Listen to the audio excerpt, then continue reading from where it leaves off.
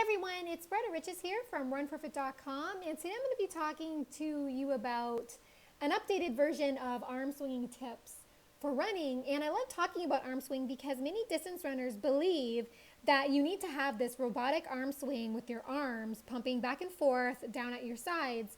But another reason I like discussing running arm swing mechanics is that because when I stopped running with the classic style of arm swing, as I just described, my endurance performance improved drastically because I felt less resistance when I ran, and running felt more natural and comfortable.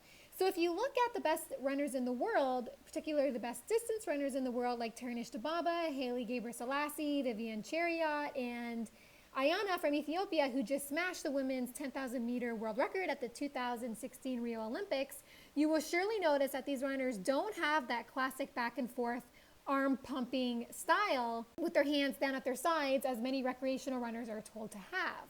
One thing runners are told not to do when running is cross their arms in front of the midline of the torso. So they are told not to have a crossover arm swing. Yet again, a lot of the East African runners exhibit a crossover arm swing, and they are the best runners in the world. So it turns out that recent reports suggest it's perfectly fine to have a crossover arm swing, and also that the classic way to swing your arms has no economic advantage as compared to crossover arm swinging. One study, which I'll link below, found that running with a slight crossover arm swing led to a more constant horizontal velocity, which essentially means that you don't bounce any more or any less when you run with your arms crossing the torso during running. And even more interesting was that the researchers found that a crossover arm swing reduced rapid jerky side-to-side motions of the torso.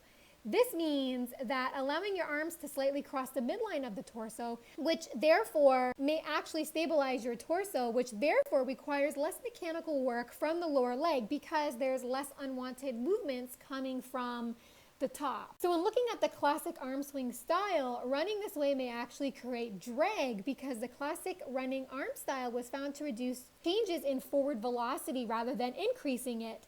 This means that the classic arm swing style doesn't exactly help you run any faster. So if your running performance is stuck on low gear, try running with a relaxed arm swing, and if that involves a crossover arm swing, then that may be the missing piece to help you run with greater fluidity and better balance. Because remember, there is less side-to-side excursions of the center of mass, which is your torso, when you have a slight crossover arm swing. And this is why I find it more comfortable not to run with my hands down at my sides, but I prefer to have a little bit of a crossover with my arm swing because that is just what feels natural to me. And if it feels good and natural, then I'll do it, and I run more comfortably that way. So if you've enjoyed what I've talked about in this video, don't forget to subscribe to my YouTube channel where I talk more about study proven benefits of barefoot running, minimalist running, and forefoot running. You will also find my blog, runforfoot.com, a very handy resource as well with respects to forefoot strike running and heel strike running. So I hope this helps, and have fun out there on the roads. Bye for now.